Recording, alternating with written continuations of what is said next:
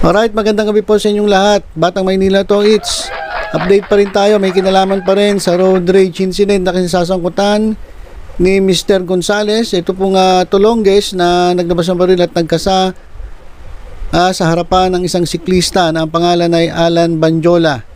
So, dito pa rin tayo sa nangyari kanina sa Senate inquiry o Senate hearing saan inimbestigahan nila itong pangyayari. So, sa hearing kanina, nako, lumabas po ang baho ni Mr. Gonzales. Hindi lang po baho, talagang umalingasaw yung baho. Ang dami pala nitong record. Record breaking kung baga. Grabe, ang dami pala nitong record dun sa mismo, dun sa kanilang barangay. Hindi ko alam kung ang dami, basta ang dami nagreklamo dito. Siguro walang kasundo to dun sa kanilang barangay. Pero yung pinakita dito sa Senado, 10 10 blatter laban kay Mr. Gonzales. Halos taon-taon meron . So ganito katindi pala itong si Mr. Gonzales, mismo dun sa lugar nila, mismo dun sa barangay nila. Ang daming kaaway. Meron pa nga siya mga pinagbabantaan, meron siyang pinagmumura.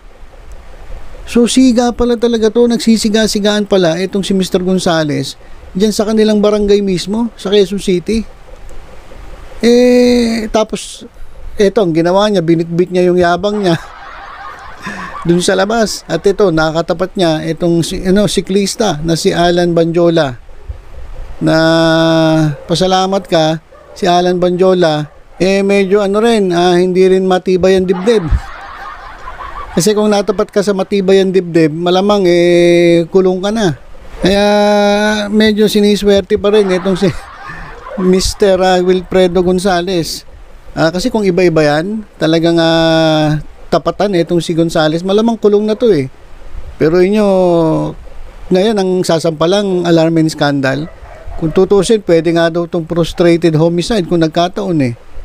Hindi natin alam kung ano nangyari kay Mr. Banjola at biglang yung bibig natahi at ayaw nang magreklamo laban kay Mr. Gonzales.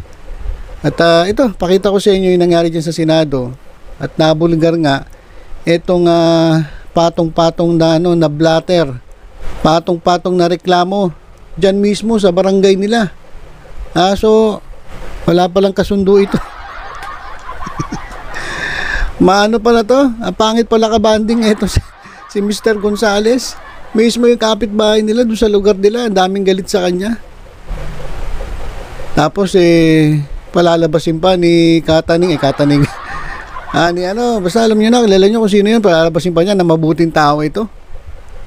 Pero tingnan niyo, grabe. Ito, panoorin niyo yung mga blatter laban dito kay Mr. Gonzales.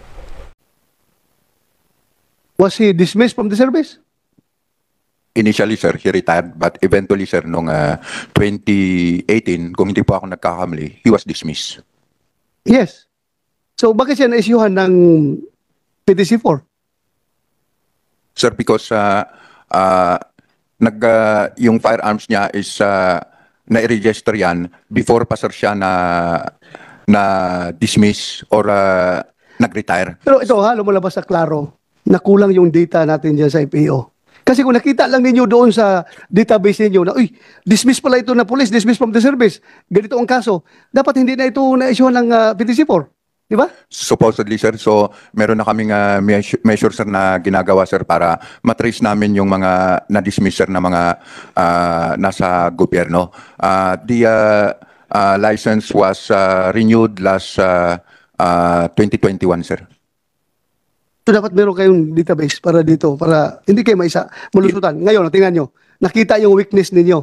Nakita ang weakness ng FAO as far as data is concerned, na kulang kayo ng data. Had it came to your attention na ito pala siya dismiss na police, hindi nyo yan ma-issue ng PTC-4. Am I correct? Yes, Your Honor. Oh. Mr. Chair? Yes. Tanong ko lang, si Mr. Gonzales may gusto no? Pero bago po si Mr. Gonzales, doon na rin sa line of questioning ni Mr. Chair ng ating chairman sa firearms and explosives sa office. Ang tanong ko lang, di ba bago makakuha ng license, bago ma-issue ng permit to carry of firearms outside the residence, dapat merong neuro test yan, psychological test, lahat, drug test, kompleto. Tama po ba, General Lucas? Yes, Your Honor. Paano ho makakapasa ito si Mr. Gonzales? Una-una, sinabi na Mr. Chair, dismissed po siyang na pulis. Pangalawa, it seems that Mr. Gonzales, Mr. Chair, has an anger management problem, no? Ipa-flash ko lang po ito sa screen bago po magsalita si Mr. Gonzales. Sa barangay lang po nila, narami hong blatter concerning Mr. Willie Gonzales. And I have with me here summary of cases of Mr. Gonzales. Parang ano to, 10, no? Ito Senator po sa Jimmy, akin. Senator Jimmy, ilan dyan ang grave threats sa mga Isa po, merong robbery, prostrated homicide, obstruction, perjury, robbery, prostrated homicide, grave threat, violation of PD 1866, grave coercion, and light threat. So may grave threat, may light threat.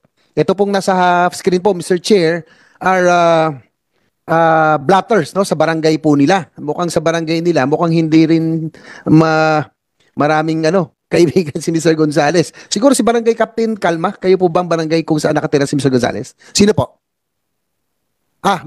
Kapitan Bimbo de la Cruz, ano pong barangay nila? Magandang araw po. Barangay Captain Brelio de la Cruz ng Barangay Quirino 3A. Saan banda yan? Saan banda yan, Kap? Sa Anonas po, sa Anonas? Quezon City. Doon nakatira si Mr. Willie Gonzales? Opo. Okay. Please answer the question of Senator Jimmy. Presidente niyo po si Mr. Gonzales Opo. sa barangay. Meron po bang mga issue? Talaga ito bang mga blatter na nakuha sa barangay? Sa inyo po yan? During my time po, way back 2018, nung naupo po ako bilang bagong barangay captain, during my time po, 3 lang po yung nakarecord sa amin. 3 lang. Opo. So yung bago ikaw, meron pang previous kasi 10 itong hawak ko eh. Hindi po sa akin galing. Hindi sa inyo. Pero yung mula nung naupo ka, Doon lang po ako 3. Ano po yung mga kasong yun? Ay, ito.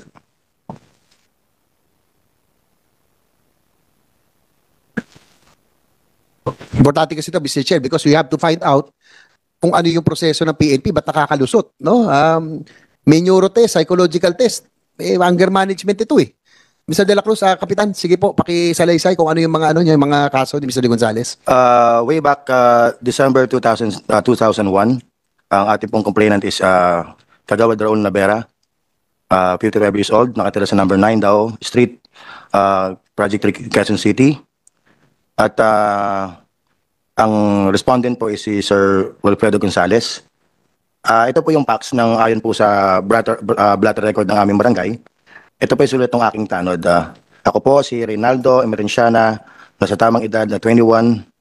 Kagabi ay pumunta po ang mga pulis sa ating barangay upang mag-assist sa number 6 dao para malaman ang tawag ng 911. At dumating ang mga pulis para pumunta sa lugar na nasabi. Pagdating nila sa dao at ang mga pulis ang nakipag-usap o nakiusap na bakit naikalat o may nag-report na may tumatagas na langis. Para po mabilis, Mr. Kapitan, ano po ang kaso na ito? Ang reklamo po is may tumawag po sa 911 or let's say 122 sa Quezon City. May tumatagas daw po na langis sa may Dowie Street. So agad naman pong pumunta ang ating mga kapulisan. At pagdating nga po doon, ang sinabi po ni Sir Wilfredo Gonzales ay pinagmumura niya si Kagawad Raul Navera na mga PI, bakit sila tumawag ng pulis. Gawad niyo po siya? Sa barangay niyo po ito? Opo. Yun lang po. Yung pangalawa, yung pangalawa, di ba? Tatlo. So yung kagawad mismo ang pinagmumura ni Mr. Gonzales? Ayon po sa nakasulat sa blatter. Sige. Pangalawa? Yung pangalawa naman po, ang complainant po ay si Jonabel Mamarodlo sa taga Barangay Libis, Quezon City. Ang respondent po ay si Sir Willie Gonzales. Ang kwento naman po nito is, to make it short, pumarada po siya sa harapan ng HQ, headquarters ni Ma'am Kate Cositeng, para humingi ng medical assistance. Pagdating sa harap, pinuntahan daw po siya ni Sir Wilfredo Gonzales at pinalipat niya yung motor. humingi naman siya ng pasensya. Bigla na lang daw po siyang sinakal. Pati rin po yung anak niya na kasama po. At Sino yung sumakal? Yung anak ni Mr. Gonzales? ayon po sa nakasulat, si Sir Wilfredo po ang sumakal. Tapos nalaglag po yung cellphone ng tao. Nabasag po yung cellphone. So dalawa sila magkasama. Ayon po Sino sa yung anak? kwento. Anak ni Willie Gonzales. Opo. So sinakal siya. Opo. Okay. Yung isa naman po, February po, 2021 din po. Maiksi lang po itong kwentong to. Ang complainant po is si Perfecto Pontanilla, BPS ako po. Noong time na yon, ang respondent po is si Sir Willie Gonzales. Pagdaan daw po niya sa dao, nakita raw po niya si Sir Willie sa oras na yon at may kinakausap si Ate Banji at nagsabi sa tao na sino ang nagmomonitor ng CCTV sa barangay. Galit na patanong at may mura. At sinabi, pag natsyempuhan ko yan, patayan. Yun lang po, Your Honor. Alright, so yan po yung yung patong-patong na blatter na isinampalaban dito kay kay Mr. Gonzales. Kaya nakakapagtaka di ba? Nakakapagtaka. Paano to nabigyan ng permit to carry ng baril? Ang dami pala nitong ginawang katarantaduha, ginawang katulonggisan at ang daming record. So paano siyang nabigyan ng pagkakataong o pribileyo? Pribileyo po yan pag mabigyan ka ng karapatang humawak ng baril at mabitbit mo sa labas ng inyong tahanan. Diba? Kaya yan ang kine-question nila Senator JB Ejercito ni Senator Bato, paano nabigyan ng permit? Merong may topak. May tama ata sa utak ito may anger management. Tinanong siya meron ka ba issue ng anger management? Sabi ni Tulonges, wala naman daw. Wala naman daw, pero tingnan nyo, dun sa barangay nila halos lahat kaaway. Halos lahat, di ba meron mga blatter na minura niya at may pinagbantaan pa, papatayin niya. Biruin nyo yan. So tapos sasabihin niya wala daw siya issue ng anger management. Hindi naman, kaya baka naman tumitira to. O talagang mayabang lang. O may tama na utak. Kasi hindi ito magagawa ng ng taong may tamang pag-iisip, di ba? So, ayan po yung ugali nung pinagmamalaki ni Kataning, Ayan ba yung pinagtatanggol mo? Parang pinilalabas mo sa vlog mo na napakabuting tao. Ayan pala, tingnan mo, naglabasan na yung baho. Sobrang baho pala. Okay lang sana yung, kasi alam mo, normal lang minsan natutrouble tayong isa, dalawa, yan, tapos ang span 5 taon. Okay lang yun pero yung mablatter ka ng halos taon-taon na mayat maya, hindi na normal yun Ibig sabihin, meron ka na talagang diferensya. Yan po si Mr. Gonzales. Yan po yung pinagmamalaki. Yan po yung, ewan ko, bahala kayo dyan. Basta yan po ang katunayan na bulgar talaga dito. At kalat na po, umaalingasaw yung baho ni Mr. Gonzales. Kaya doon sa mga nagtatanggol dito, tanggol pa. Saka ito lang, sana etong si Mr. Alan Banjola hindi makatagpo uli ng katulad ni Mr. Gonzales.